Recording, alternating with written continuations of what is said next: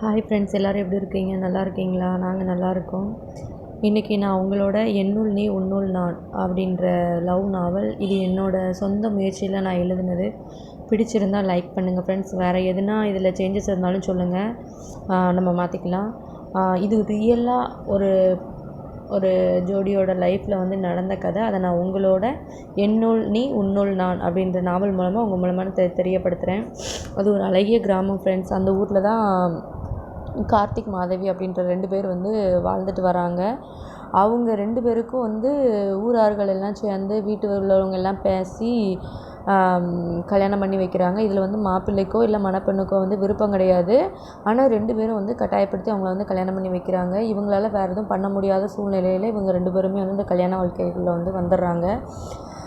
கல்யாணம் முடிஞ்சு வந்ததுக்கப்புறம் அந்த பொண்ணு வந்து தன்னோட எதிர்ப்பை வந்து அந்த கணவர்கிட்ட தெரிவிக்கிறா. அந்த கணவரும் அதே மாதிரி, "நான் ஒன்றும் விருப்பப்பட்டு ஒன்றும் கல்யாணம் பண்ணலை, எனக்கும் உன்னை பிடிக்கல, ஆனால் வீட்டில் உள்ளவங்க பேச்சை மறுக்க முடியாமல் தான் நானும் உன்னை கல்யாணம் பண்ணேன்" அப்படின்னு சொல்லி 2 பேரும் வந்து இது பண்ணிவிட்டு 2 பேரும் வேறு வேறு ட்ராக்கில் அவங்க லைஃப் ஸ்டைல் வந்து போய்கிட்டு இருக்கு. அந்த பொண்ணு ஜாப்க்கு போகிற பொண்ணு, இந்த பையனும் வந்து ஜாப்க்கு போகிற பையன். ஸோ 2 பேரோட லைஃப் இப்படி போய்கிட்டே இருக்குது. 2 பேருக்கு இடையிலையும் ஒரு நல்ல அண்டர்ஸ்டாண்டிங்கோ எதுவுமே இல்லை. 2 பேரும் அந்த அண்டர்ஸ்டாண்டிங் வந்து புரிஞ்சு நடந்துக்கிற அந்த இதுவும் வந்து அவங்கக்கிட்ட இல்லை. அவங்களுக்கு அந்த வாழ்க்கை வந்து பிடிக்கல. அதனால அது வந்து ஏதோ ஒரு போக்கில் போய்கிட்டு இருக்குது. அந்த டைமில் தான் அவங்க ஆஃபீஸில் வேலை பார்க்குறவங்க எல்லோரும் சேர்ந்து இவங்க 2 பேரும் புதுசாக கல்யாணம் ஆகியிருக்காங்க இல்லையா, ஸோ நம்ம பார்ட்டி வைக்கலாம் அப்படின்னு சொல்லிட்டு ஒரு பார்ட்டி ஏற்பாடு பண்ணுறாங்க. ஸோ அந்த பார்ட்டிக்கு வந்து அவங்க ஆஃபீஸ் சர்க்கிள்லேருந்து எல்லாருமே வர்றாங்க. இவங்களும் வந்து அவங்க முன்னாடி வந்து தம்பதியாக நடிக்க வேண்டிய நிலமையில் நின்றுட்டுருக்காங்க. ஸோ அவன் அந்த பார்ட்டி ஃபங்க்ஷன் எல்லாத்துலேயுமே ஃபுட் அரேஞ்ச்மெண்ட்லேருந்து எல்லாமே அவன் அந்த கார்த்தி வந்து வெளியிலே வந்து ரெடி பண்ணிட்டான். ஸோ அவங்க வந்து எல்லா ஃபங்க்ஷன் எல்லாம் நல்லா கவனிச்சுக்கிறாங்க. இவங்க தம்பதிகளாக மட்டும் போஸ்ட் மட்டும் கொடுத்துட்டு நிற்கிறாங்க. ஸோ அந்த ஃபங்க்ஷன் முடிஞ்சதுக்கப்புறம் நம்மளோட கதாநாயகி வந்து கதாநாயகன்கிட்ட ரொம்ப கோவிச்சுக்கிறாங்க. "நான் தான் உன்னை பிடிக்கலன்னு சொன்னேன்ல, அப்புறம் ஏன் அந்த மாதிரிலாம் பண்ணிக்கிட்டு இருக்க" அப்படின்னு சொல்லிட்டு ரொம்பவே சண்டை போடுறாங்க, திட்டுறாங்க. நம்ம கதாநாயகி பார்த்தீங்க அப்படின்னா அவங்க ரொம்ப என்ன சொல்ல, நல்ல பொண்ணு. ஆனால் எதுவுமே ஓப்பனாக பட்டுன்னு பேசிடுவா. ஆனால் உள்ளே வந்து ரொம்ப இறக்க குணம் படித்த பொண்ணு. ஸோ ஒரு இக்கட்டான சூழ்நிலையில் அவள் தன்னை பற்றின முழு விவரத்தையும் வந்து அந்த கதாநாயகன்கிட்ட சொல்ல வரா. என்ன அப்படின்னா, அவள் வந்து முன்னவே வந்து ஒரு பையனை ரொம்ப காதலித்து அவங்க வீட்டில் அதை வந்து இது பண்ணி அந்த பையனை வந்து ரொம்ப டார்ச்சர் பண்ணி கொன்றுறாங்க. அந்த இதில் இருந்துட்டு அவளால் வெளியில் வர முடியலை. ஸோ அந்த பையனையும் அவளால் மறக்க முடியலை. அவன் தான் தன்னோட கணவன், அவனை நீங்கள் கொன்னானாலும் அவனை என் மனசுலேருந்து நீங்கள் தூக்க முடியாது அப்படின்ற இதில் வந்துட்டு அவள் இருக்கா. நம்ம கதாநாயகனுக்கு அப்படி கிடையாது. யாரையும் லவ் பண்ணல, எதுவும் பண்ணலை. ஆனால் அவன் வந்து என்னென்னா, நான் தொழிலில் நம்ம வந்து முன்னே வரணும், ஃபஸ்ட்டு பிஸ்னஸ் மேனாக வரணும் அப்படிங்கிற மாதிரியான தாட் வந்து அவனோடது. ஸோ இந்த 2 வெவ்வேறான இதில் இருக்கக்கூடியவங்கள கடவுள் வந்து இணைச்சி வச்சுருக்காரு. பார்க்கலாம் அவங்க எப்படி அவளுக்குள்ளே அவளையும் அவனுக்குள்ளே அவளையும் அவங்க 2 பேரும் உணர்றாங்க அப்படின்றத பற்றி நம்ம வந்து பார்க்கலாம். 2 பேரோட லைஃப் இப்படி தனித்தனியான ட்ராக்கில் போய்கிட்டு இருக்கும்போது ஒரு ஃப்ரெண்ட்ஷிப்னஸை 2 பேரும் வந்து உணர ஆரம்பிக்கிறாங்க. நம்ம வந்து கல்யாண வாழ்க்கையை தான் தொடங்க வேண்டாம்னு நினச்சிருந்தோம், ஆனால் நம்ம ஃப்ரெண்டாக இருக்கலாமே அப்படின்னு சொல்லிட்டு 2 பேரும் ஒருத்தருக்கு ஒருத்தர் புரிஞ்சு ஒரு நல்ல ஃப்ரெண்டாக இருக்காங்க. அவளும் அவனுக்கு தேவையான வேலைகளெல்லாம் செஞ்சு கொடுக்க ஆரம்பிக்கிறா. துணி துவைக்கிறது, சமையல் செய்கிறது, இந்த மாதிரியான சிறு சிறு வேலைகளெல்லாம் அவனுக்கு செஞ்சு கொடுக்க ஆரம்பிக்கிறா.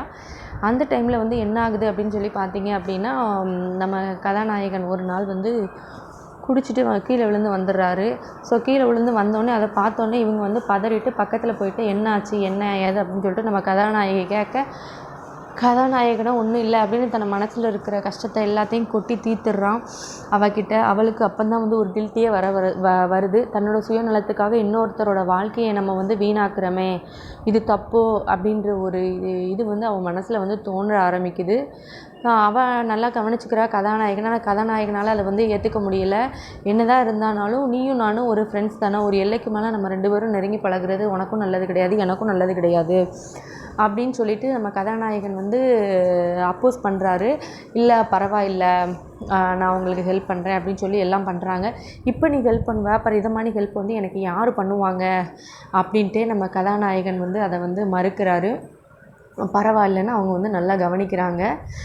கதாநாயகனுக்கு எப்போ கல்யாணம் முடிஞ்சதோ அந்த டைமில் இருந்தே நம்ம கதாநாயகி மேலே ஒரு க்ரஷ் வர ஆரம்பிச்சிருச்சு. ஆனால் அவள் வீம்பா இருக்கிறதுனால இவரும் அவள் மேலே உள்ள காதலை வந்து வெளிக்காட்டாமல் இப்படியே இருக்காங்க.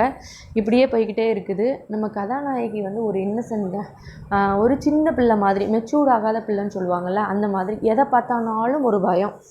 அதே மாதிரி ஒரு 9 அந்த மாதிரி ஆயிடுச்சுன்னா அவங்க தூங்கிடுவாங்க. எங்கே இருக்கோம், நம்ம சேஃபான இடத்துல இருக்கோமா இல்லையா என்னங்கிற அந்த மாதிரியான இது வந்து அவங்களுக்கு வந்து தெரியாது. இந்த டைமில் நம்ம கதாநாயகிக்கு வந்து பிறந்தநாள் வருதுங்க. நம்ம கதாநாயகன் வந்து அவங்களுக்கு ஒரு பர்த்டே கிஃப்ட் வந்து ப்ரெசென்ட் பண்ணுறாங்க. அந்த கிஃப்ட் பார்த்திங்கன்னா நல்ல விலை உயர்ந்த ஒரு வாட்சுங்க. ஆனால் அதை கொண்டு வந்து அவகிட்ட கொடுக்குறதுக்கு ஒரு பயம். ஏன்னா அவங்க 2 பேருக்கும் மிஸ் அண்டர்ஸ்டாண்டிங் இல்லையா. ஸோ கொடுக்குறதுக்கு தயங்கி அந்த கிஃப்ட்டை கொண்டு வராங்க. அவங்கக்கிட்ட போகும்போது அந்த தயக்கத்தினால பூஜை அறையில் அப்படியே வச்சுட்டு வந்துடுறாங்க. மறுநாள் காலையில் நம்ம கதாநாயகி வீட்டு வேலையெல்லாம் முடிச்சுட்டு சாமி கும்பிட போகிறாங்க. அப்போ கும்பிட போகும்போது தான் அந்த இதில் இருக்கிற கிஃப்ட், அந்த பொருளை வந்து பார்க்குறாங்க. பார்த்துட்டு அவனுக்கு எவ்வளவு திமிரு இருந்ததுன்னா, இதை வந்து என்கிட்ட கொடுக்க முடியாத அளவுக்கு என் மேலே அவங்களுக்கு என்ன வெறுப்பு அப்படின்னு சொல்லி இவங்களும் ஒரு மிஸ் அண்டர்ஸ்டாண்டிங் வந்து அவங்களுக்கு இடையில் வந்துடுது. அப்படியே போய்கிட்டு இருக்கும்போது ஒரு நாள் கிச்சனில் நம்ம கதாநாயகி சமைச்சிட்ருக்காங்க. அப்போ காய்களெல்லாம் கட் பண்ணும்போது தெரியாமல் கை விரலை கட் பண்ணிடுறாங்க. அந்த கையை கட் பண்ணோடனே வந்த ப்ளட்டை பார்த்து அப்படியே மயங்கி விழுந்துடுறாங்கங்க. அதை பார்த்தா நம்ம கதாநாயகனுக்கோ பொறுக்க முடியலைங்க. பயந்துட்டு என்னாச்சோ ஏதாச்சோ அப்படின்னு பதறி துடித்து அவளை ஹாஸ்பிட்டல் வந்து கூட்டிகிட்டு போயிட்டு ஃபஸ்ட் எய்ட்லாம் பண்ணி வீட்டில் கொண்டு வந்து விடுறாங்கங்க. அந்த வலி வேதனையில் நம்ம கதாநாயகி அப்படியே தூங்கி போயிடுறாங்க. தூங்கின உடனே நம்ம கதாநாயகன் அப்படியே நம்ம கதாநாயகியை வந்து அப்படியே ரசித்து தள்ளுதாரு. அவங்க அழகை அப்படியே வர்ணிச்சிட்டே இருக்காங்க. இருந்துட்டு இவ்வளோ சின்ன பிள்ளைத்தனமாக இவ்வளோ குழந்தையாக இருக்க, உன் மனசை எப்படி உன் வீட்டில் இருக்கிறவங்க இப்படி புண்படுத்தினாங்களோ, நீ என்னெல்லாம் அலறி துடிச்சிருப்ப, எப்படியெல்லாம் உன்னோட சிந்தனைகள் வந்து போயிருக்கும் அப்படின்னு சொல்லி நம்ம கதாநாயகி மேலே உள்ள ஒரு ஈடுபாடால் கதாநாயகன் இப்படிலாம் வந்து திங்க் பண்ணுறாரு. இந்த சின்ன வயசுலேயே உனக்கு இவ்வளோ பெரிய கஷ்டமா அப்படின்னு சொல்லி திங்க் பண்ணிவிட்டு, நீ எந்த அளவுக்கு அவங்களோட வாழணும்னு நினச்சியோ அதுக்கு மேலே ஒருபடி என் மகாராணி மாதிரி நான் உன்னைய வாழ வைப்பேன். அது வரைக்கும் நான் வந்து உன்னை வந்து தீண்ட மாட்டேன், எதுவும் பண்ண மாட்டேன், உன் மனசு மாறந்தடியும் நான் வந்து வெயிட் பண்ணுவேன் அப்படின்னு சொல்லிட்டு நம்ம காதலி மேலே அளவில்லாத காதலை கொள்கிறாருங்க நம்ம கதாநாயகி மேலே. கதாநாயகிக்கும் இப்போ வந்து காதல் வர ஸ்டார்ட் ஆயிடுச்சுல்ல, பார்க்கலாம் அவங்க வந்து எவ்வளோ கூடிய சீக்கிரத்தில் அவங்க மனசு மாறி நம்ம கதாநாயகனை வந்து ஏற்றுக்கிறாங்க அப்படின்னு சொல்லிட்டு. இதுக்கிடையில் 2 பேரும் வந்து டூர் போகிறாங்கங்க. அங்கே டூர் போகும்போது ஒரு நல்ல பெரிய ரெஸ்டாரண்ட்டில் லாட்ஜில் ரூம் எடுத்து 2 பேரும் தங்கிட்டு ஊட்டி டூர் போயிருக்காங்க. ஊட்டி, ஏற்காடு, கொடைக்கானல் இந்த மாதிரி. ஸோ இந்த ஒவ்வொரு டூர் போன இடத்துலையும் அவங்களும் அந்த நம்ம கதாநாயகிக்கு நம்ம கதாநாயகனோட அரவணைப்பு அணைப்பு எல்லாம் தேவைப்பட்டு தனிமையில் அவங்க இருவருக்கு மேல் இடையில் உள்ள காதலை வந்து உணர ஆரம்பிக்கிறாங்க. ஒரு கட்டத்தில் நம்ம கதாநாயகிக்கும் கதாநாயகனுக்கும் இடையில் வந்து காதல் பூ வந்து மலர்ந்துருதுங்க. ரொம்ப சந்தோஷமாக வாழ்ந்துட்டு இருக்காங்க. நம்மளை மாதிரி இந்த உலகத்தில் யாராலையும் வாழ முடியாது, அப்படி நம்ம வாழ்ந்துக்கிட்டு இருக்கோம். கடவுளுக்கு நன்றி சொல்லணும். உன்னைய வந்து எனக்கு வந்து மனைவியாக கொடுத்ததுக்கு நான் கடவுள்கிட்ட ரொம்ப நான் நன்றி சொல்லிக்கிறேன். உன்னுடைய முன்னாள் காதலன் வந்து துரதிர்ஷ்டன், இவ்வளோ அன்பை வந்து பொழியக்கூடிய உன்னை வந்து மனைவியாக அடையிறதை வந்து அவங்க தவறிட்டான். அந்த அன்பு எல்லாத்தையும் சேர்த்து நான் உன்னைய கொடுப்பேன், கண் விழிக்குள்ளே வச்சு உன்னைய தாங்குவேன், அப்படி இப்படின்னு கவிதையெல்லாம் பேசி நம்ம கதாநாயகியை வந்து தன் வழிக்கு கொண்டு வந்துட்டாருங்க. கொண்டு வந்துட்டு 2 பேர் லைஃப்பும் ஜாலியாக போய்கிட்டு இருக்கு. அந்த ஜாலியின் அடையாளமாக கூடிய சீக்கிரத்துலேயே நம்ம கதாநாயகி வந்து கன்சீவ் ஆகுறாங்கங்க. கதாநாயகியோட கால் கூட கீழே பட முடியாத அளவுக்கு நம்ம கதாநாயகன் தாங்குன்னு தாங்கி கரெக்டாக செக்கப் எல்லாம் கூட்டு போகிறது, அவங்களுக்கு ஹெல்த்தியான ஃபுட்ஸ் வந்து கொடுக்குறது, மன ரீதியாக அவங்களுக்கு வந்து ஒரு நல்ல அமைதியை தர்றது, இந்த மாதிரி எல்லாத்தையுமே நல்லா பார்த்துக்கிறாங்கங்க. அவங்க கடின முயற்சியால் ஒரு நல்ல பெரிய வீடும் கட்டுறாங்கங்க. இதுக்கிடையில் வீடு கட்டி காரு, தோட்டந்தொரவு நல்லா வசதியாக வாழ்ந்துட்டுருக்காங்க. ஒரு இனிய நல்ல நாளில் ஒரு ஆண் குழந்தையை வந்து நம்ம கதாநாயகி வந்து பெற்றெடுக்காங்க. அந்த ஆண் குழந்தைக்கு வந்து ஹரிஷ் அப்படின்னு ஒரு பேரும் வைக்கிறாங்க. வச்சுட்டு ரொம்ப நல்லா இருக்காங்க. இந்த டைமில் தான் விதி வந்து அவங்க வாழ்க்கையில் வந்து விளையாட ஆரம்பிக்குதுங்க. ஒரு நாள் 2 பேரும் சினிமா பார்த்துட்டு வீட்டுக்கு வந்துட்டு இருக்கும்போது லெவலில் குழந்தைய வந்து அவங்க அம்மா அப்பா கிட்ட கொடுத்துட்டு போயிருக்காங்க. இவங்க 2 பேரும் எதிர்பாராத விதமாக ஒரு ஆக்சிடெண்ட் ஆகிடுதுங்க. அந்த ஆக்சிடெண்ட்டில் 2 பேருமே பாதிக்கப்பட்டு ஐசியூவில் அவங்களுக்கு வந்து ட்ரீட்மெண்ட் நடந்துகிட்டு இருக்குதுங்க, ரொம்ப இக்கட்டான நிலமையில். ஐசியூவில் அட்மிட் பண்ணி ட்ரீட்மெண்ட் கொடுத்துட்ருக்காங்க. அந்த ஆக்சிடெண்ட் ஆனோடனே அந்த பிளேஸில் இருக்கக்கூடிய அந்த மக்கள் தான் வந்து 108 கால் பண்ணி அது மூலமாக தான் வந்து இவங்க 2 பேரையும் வந்து ஐசியூவில் வந்து அட்மிட் பண்ணியிருக்காங்க. ஐசியூவில் அட்மிட் பண்ணோடனே அவங்க வீட்டில் இருக்கிறவங்களுக்கு செய்தி பறந்து 2 பேரோட பெற்றவங்களும் அவங்கள தேடி வந்து அந்த ஹாஸ்பிட்டலுக்கு வந்து வந்துடுறாங்கங்க. வந்து பார்த்துட்டு ஒருத்தங்களுக்கு வந்து அடிபட்டதில் நம்மளோட கிட்னியோட ஒரு இது வந்து பாதிக்கப்பட்டிருக்கு. அதனால அவங்களுக்கு வந்து உடனடியாக கிட்னி மாற்று அறுவை சிகிச்சை செய்யணும். உங்கள் பையனுக்கு வந்து கண்ணில் வந்து குத்தி கண் பார்வையை வந்து அவங்க இழந்திருக்காங்க. 2 சைட்லேயும் கண் வந்து அவங்களுக்கு வந்து பார்வை போயிடுச்சு மண்டையில் அடிபட்டதுனால. அதனால் இம்மீடியட்டாக டிரான்ஸ்பிளான்டேஷன் பண்ணதுக்குள்ளே ஏற்பாடு நீங்கள் பண்ணுங்கள். அப்படி இல்லை அப்படின்னா இந்த தீர்வு வந்து இந்த பிரச்சனை வந்து நிரந்தரமாயிரும். அவங்களால வந்து அவங்க மகனால் பார்க்க முடியாது. உங்கள் மருமகளுக்கு கிட்னி ஃபெயிலியர் ஆகுறதுனால அவங்க லைஃப் எக்ஸ்பெக்டன்சி வந்து ரொம்பவே கம்மியாக இருக்கும் அப்படின்னு சொல்கிறாங்கங்க. அதுக்கப்புறம் இவங்களும் டோனர் தேடி எங்கெங்கெல்லாமோ அலைகிறாங்க. ஆனால் யாருக்குமே கிடைக்கல. ஆனால் 2 பேருக்குமே தெரியாது அவளுக்குள்ளே அவனும் அவனுக்குள்ளே அவளும் தான் இருக்க போகிறாங்கங்கிறது அப்போ அவங்களால உணர முடியலை. அப்புறம் ஐசியூவில் கிடைச்ச நல்ல ஒரு ஸ்ட்ரிக்டான ட்ரீட்மெண்ட்டால் 2 பேரும் வந்து சுயநிலைவுக்கு வராங்க. வந்துட்டு நம்ம கதாநாயகன் சொல்கிறாரு, நான் கதாநாயகியை பார்க்கணும் அப்படின்னு சொல்கிறாரு. அப்போந்தான் இல்லை வீட்டில் இருக்கிறவங்களும் வந்து இப்போ பார்க்க முடியாது அப்படி இப்படின்னு சொல்லி அவங்கள வந்து தள்ளி போடுறாங்க. அப்படி போட்டும் இல்லை ஒரு கட்டத்தில் வந்து இவங்க கதாநாயகனை வந்து அவங்க வீட்டில் இருக்கவங்களால சமாளிக்க முடியல. இல்லை நான் இப்போ உடனே வந்து என்னோடய மனைவியை பார்க்கணும், என் குழந்தைய பார்க்கணும் அப்படின்னு சொல்லி ரொம்ப ஏங்குறாரு. அப்போந்தாங்க அந்த உண்மையை சொல்கிறாங்க. உன்னால் இனி வந்து பார்க்க முடியாது. தலையில் அடிபட்டதுனால அதில் ரத்தம் உறைஞ்சி கண்ணை பார்க்கக்கூடிய அந்த நரம்பு வந்து ஃபெயிலியராக இருக்கிறதுனால உன்னால் இனி பார்க்க முடியாது. உன்னோட பார்வை போயிடுச்சு அப்படின்னு சொல்லிட்டு சொல்கிறாங்க. என் மனைவிக்கு என்னாச்சு அப்படின்னு சொல்லிட்டு அலறி துடிக்கிறாருங்க அந்த மனுஷன். அப்படி பார்க்கும்போதுல உன்னோட மனைவிக்கு வந்து இந்த மாதிரி வயிற்றில் வந்து பலமாக அடிபட்டதுனால அந்த ஷார்ப்பான இது வந்து கிட்னியில் குத்தி கிட்னி வந்து இதாயிருச்சு. கிட்னி மாற்று அறுவை சிகிச்சை செஞ்சால் தான் உன் மனைவியால் பிழைக்க முடியும் அப்படின்னு சொல்லிட்டாங்க அப்படின்னு சொல்கிறாரு. உடனே கணவர் வந்து தனக்கு சற்றும் யோசிக்காமல் எனக்கும் அவளுக்கும் ஒரே பிளட் குரூப் தான், என்னோடய கிட்னி வந்து அவங்களுக்கு சேருமா அப்படின்னு சொல்லிட்டு செக் பண்ணுங்கன்னு சொல்கிறாருங்க.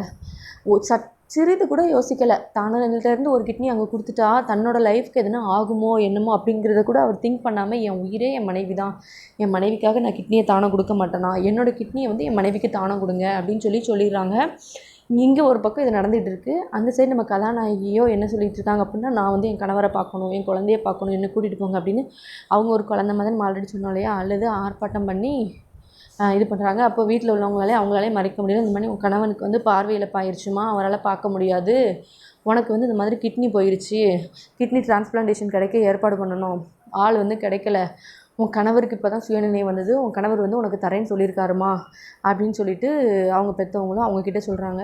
இல்லை வேண்டாம், நான் வந்து இறந்து போனாலும் போகிறேன், என்னோடய கண்ணை எடுத்து என்னுடைய கணவருக்கு பொறுத்துங்க, எனக்கு இந்த உயிர் தேவையில்லை, ஆனால் என் கணவரும் என் குழந்தைங்களும் எனக்கு ரொம்ப முக்கியம், அவங்க 2 பேரும் நல்லா இருக்கணும் அப்படின்னு சொல்லிட்டு ரொம்ப அழுகிறான் நம்ம கதாநாயகி. உடனே அதுக்கப்புறம் 2 பேரையும் வற்புறுத்ததுனால வீட்டில் இருக்கிறவங்க 2 பேரும் அவங்க 2 பேரையும் ஒன்று போல் பார்க்க வந்து ஸ்ட்ரெச்சர் மூலமாக கூட்டிகிட்டு போகிறாங்க. அங்கே போய் அவனை பார்த்ததுமே நம்ம கதாநாயகி மறுபடியும் மயங்கிடுறாங்க. இந்த கோலத்துலையா நான் அவங்கள பார்க்கணும், இதுக்கு தான் கடவுள் நம்மளை வந்து இவ்வளோ சந்தோஷமாக வாழ வச்சாரா, இப்படி சந்தோஷத்தெல்லாம் கொடுத்துட்டு நம்மளை இப்படி மொத்தமாக அழ வைக்கிறதுக்காக தான் இந்த மாதிரி பண்ணினாரா, கடவுளே உனக்கு இதயமே இல்லையா அப்படி இப்படின்னு சொல்லி ரொம்ப புலம்பி தள்ளுறாங்கங்க சோகத்தில். புலம்பி தள்ளிட்டு இப்போ உடனே வந்து என் கணவருக்கு கண் மாற்று அறுவை சிகிச்சை பண்ணுங்க, என்னோடய கருவிலி வந்து என் கணவருக்கு வந்து பொருந்தோம், எங்கள் 2 பேரோட பிளட் குரூப்பும் ஒன்று தான், நீங்கள் வந்து இப்போவே மாற்றுங்க, அது ரிஜெக்ட் ஆகாது, கடவுள்னு ஒருத்தர் உண்மையாக இருந்தார் அப்படின்னா கண்டிப்பாக அது ரிஜெக்ட் ஆகாது, கடவுளே எங்களை காப்பாற்று, கணவருக்கு பார்வையை கொடு அப்படின்னு வேண்டிட்டு இது பண்ணுறாங்க. அவங்களோட கட்டாயத்தினால நம்ம கண் மாற்று அறுவை சிகிச்சையும் நடக்க போகுதுங்க. நம்ம கதாநாயகி அவங்களோட ஒரு கண்ணோட கருவிலேயே நம்ம அவரோட கணவருக்கு கொடுத்து கணவருக்கு கண் பார்வை வர வைக்கிறாங்க. அந்த கண்ணால் நம்மளோட கதாநாயகரும் கதாநாயகியை பார்க்குறாங்க. அதுக்கப்புறம் அடுத்து ஓரிரு வாரங்களில் அடுத்த சிகிச்சைக்கு வந்து இதுக்கு தயாராகிறாங்க. தன்னோட கணவரானவர் வந்து தன்னோட கிட்னியை வந்து ரைட் சைட் கிட்னியை வந்து மனைவிக்கு வந்து ரைட் சைட் கிட்னிக்கு வந்து அவங்க கொடுக்குறாங்க. அந்த ஆப்ரேஷனும் சக்ஸஸ்ஃபுல்லாக முடிஞ்சு அவருக்குள்ளே இவங்களுக்குள்ளே அவங்களும் இருக்கிற மாதிரி அவங்க வந்து வாழ ஆரம்பிக்கிறாங்கங்க. மனசில் எந்த ஒரு இதுவும் இல்லாமல் 2 பேரும் ரொம்ப சந்தோஷமாக ஒருத்தர் விழிகளால் ஒருத்தரை பார்த்து ஒருத்தர் அன்பால் மற்றவர் மயங்கி 2 பேரும் இன்ப லோகத்தில் திளைத்து சந்தோஷமாக வாழ்கிறாங்கங்க. அப்படியே அந்த காலகட்டத்தில் அந்த குழந்தையும் பெருசாகிக்கிட்டே வருது. அந்த குழந்தைய ரொம்ப அளவற்ற அன்பை செலுத்தி அதுக்கு வேண்டியதெல்லாம் நல்லா செஞ்சு கொடுத்து ஒரு நல்ல குழந்தைய சமுதாயத்தில் உருவாக்குறாங்கங்க. உருவாக்கிட்டு அந்த குழந்தைக்கு ஒரு 21 வயசு இருக்கும்போது 2 பேருமே மறைஞ்சிருந்தாங்கங்க. மறைஞ்சிட்டு அந்த குழந்தை அவங்க தாத்தா பாட்டி கையில் தான் இருக்குது. அவங்க 2 பேரும் தன்னோட வாழ்க்கையை முழுமையாக அனுபவித்த சந்தோஷத்தோட இந்த உலகத்திற்கு விடைபெற்று செல்கிறாங்க. நன்றி.